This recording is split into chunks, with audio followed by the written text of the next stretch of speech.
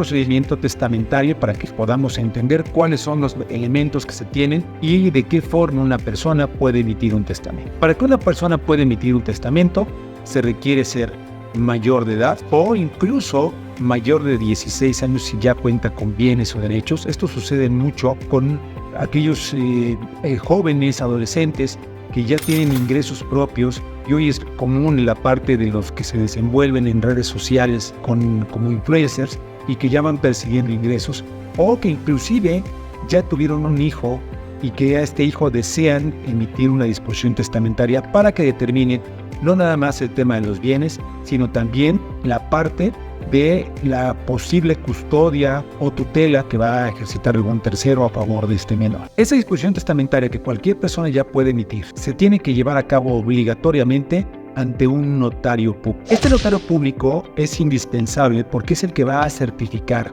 en forma fehaciente la disposición testamentaria, la voluntad del testador. Existen los mitos urbanos de que si yo dejo un simple documento en el cual emita esa disposición testamentaria e indique quiénes van a ser mis herederos, en ese momento ya se instituye ese testamento a favor del tercero, lo cual es totalmente falso. Yo no puedo crear un documento y certificarlo. Yo no puedo hacerlo y guardarlo en mi cajón. Yo no puedo crear una disposición testamentaria sin la intervención obligatoria de un notario público. Para que el testamento como un acto formal pueda surtir efectos, obligatoriamente deberá llevarse a cabo ante la presencia de un notario público. Este notario público va a certificar primero que la persona tiene plena conciencia y capacidad mental para emitir esa disposición testamentaria. Esto significa que no tiene ningún impedimento, ni legal, ni físico, ni de salud, para poder emitir ese testamento con plena libertad de su voluntad. Que realmente lo que esta persona está disponiendo es lo que su voluntad y libre albedrío está así determinado. El notario va a asentar ahí en ese documento que es llamado testamento quiénes son los que está instituyendo como heredero. ¿Quién puede ser un heredero por testamento? Cualquier persona, cualquier individuo, puede ser familiar o no, puede ser una sociedad, puede ser una institución de beneficencia pública, puede ser cualquier ente jurídico con capacidad y personalidad propia. A diferencia de otros países del estilo sajón, en México no se permite instituir a cosas o animales como herederos, solamente a personas físicas o personas morales, entendiéndose personas morales en materia mercantil o personas civiles, que serían las sociedades civiles o asociaciones civiles o sociedades de participación civil de asistencia pública. Ya que se designan los herederos, también se puede designar, o se tiene que designar más bien, a un albacea, que este albacea va a ser la persona que va a administrar los bienes mientras no se lleve el procedimiento de adjudicación. A partir de la defunción del testador, será la persona que va a administrarlos y va a llevar a cabo el procedimiento testamentario hasta el punto de la resolución de adjudicación. Cabe hacer mención que este albacea deja de fungir en su cargo cuando se ha adjudicado los bienes a favor de los herederos o de los legatarios. Voy a hacer un paréntesis para tratar el tema de los legatarios y de los herederos. Los herederos se tratan de bienes universales, de bienes en general. No hay un bien específico determinado a favor de una persona. A diferencia del legado, que el testador determina en forma individual que el inmueble o el bien fulano de tal será para tal persona en particular o para tales personas en particular. Hay una designación directa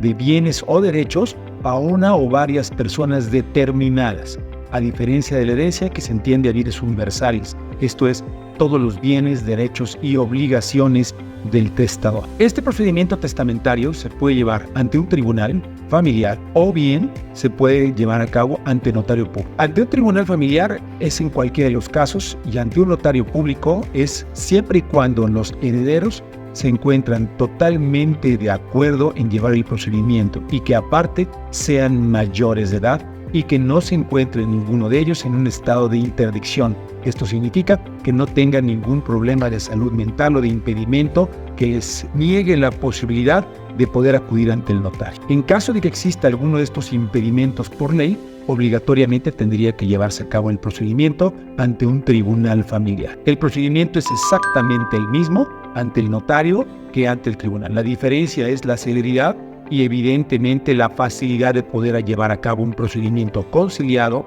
con la voluntad de todos los herederos o legatarios e inclusive del mismo albacea para llevar a feliz término el procedimiento y llegar a la adjudicación de bienes a favor de los herederos o legatarios. Una vez llevada a cabo esta primera etapa, que encontramos estas dos grandes diferencias en el juicio testamentario e intestamentario, entramos a la parte común que aplica tanto para uno como para otro procedimiento, que serían segunda, tercera y cuarta etapa del procedimiento sucesorio, que son segunda etapa, el inventario y avalúos. Cada etapa lleva un procedimiento. La segunda etapa, que es la de inventarios y avalúos, en esta etapa se va a determinar cuántos son los bienes, cuáles son los derechos que se tienen, cuáles son las obligaciones. Es inventariar todo lo que tenía el autor de la sucesión. Puede ser desde coches, casas, muebles, equipo, de acciones de bolsa, de cuentas bancarias, deudas inclusive también se le pueden inventariar. Puede haber el caso de que sean mayores las deudas a los bienes y en ese momento los mismos herederos podrán rechazar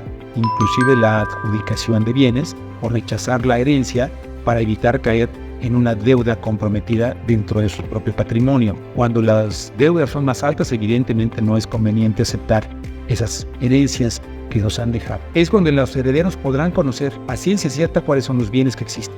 Podrá ser el caso que a futuro no exista un bien inventariado dentro de la sucesión. Sí se puede ampliar más adelante ese inventario de avalúos. Puede existir una ampliación del inventario, una ampliación de avalúos, donde se determine ese balance que existe entre bienes, derechos y obligaciones para conocer los herederos si es o no conveniente el que se adjudiquen esa sucesión, independientemente de que es necesario para el notario o para el juzgador conocer cuál es el balance general de ese cúmulo de la masa hereditaria. Una vez hecho esta parte, se tendrá que ir a la rendición y administración de cuentas. En esa rendición de cuentas, el albacea tendrá que informar a los herederos y al juez o al notario cuáles son los bienes, qué han generado, si han generado rentas, si han generado gastos, cuánto se ha pagado de prediales, cuánto se paga de deudas, si existen deudas mortuorias. Esto significa de las deudas que se generaron derivado de la muerte o de la enfermedad del autor de la sucesión, ¿qué se pagó? ¿Quién pagó esas deudas? Hay que reponerle ese dinero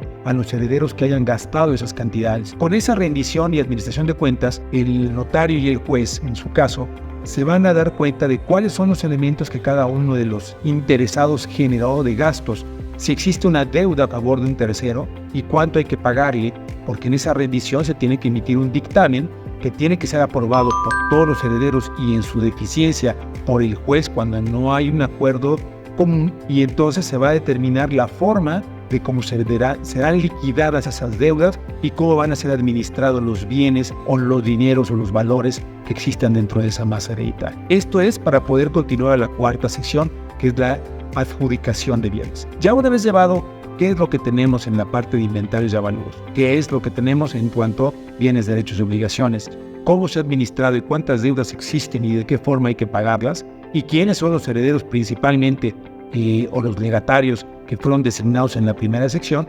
entraremos a la última, que es la partición. El albacea puede hacer un proyecto de partición, también lo pueden hacer los herederos. Entre todos pueden generar cada quien su proyecto y buscar un acuerdo común. Técnicamente, el proyecto de partición tendría que ser de común acuerdo con todos los herederos. Si todos los herederos están de acuerdo en llevar a cabo un procedimiento de partición y la forma de cómo dividir los bienes, derechos y obligaciones entre todos los herederos y legatarios, entonces en este caso el juez o el notario lo tendría que autorizar. Si hubiera una diferencia entre los herederos de que no se pongan de acuerdo en la forma de partición y lo está llevando un notario público, en ese momento el notario público no podrá continuar con su actuar y obligatoriamente tendría que turnarse el expediente a un juez familiar para que el juez familiar resuelva sobre un proyecto de partición. Si el asunto está en un juzgado familiar y no se ponen de acuerdo o estaba en un notario y se manda a un juzgado familiar, entonces el juez va a convocar a todos los herederos para que tengan una conciliación de partición. Si no se ponen de acuerdo,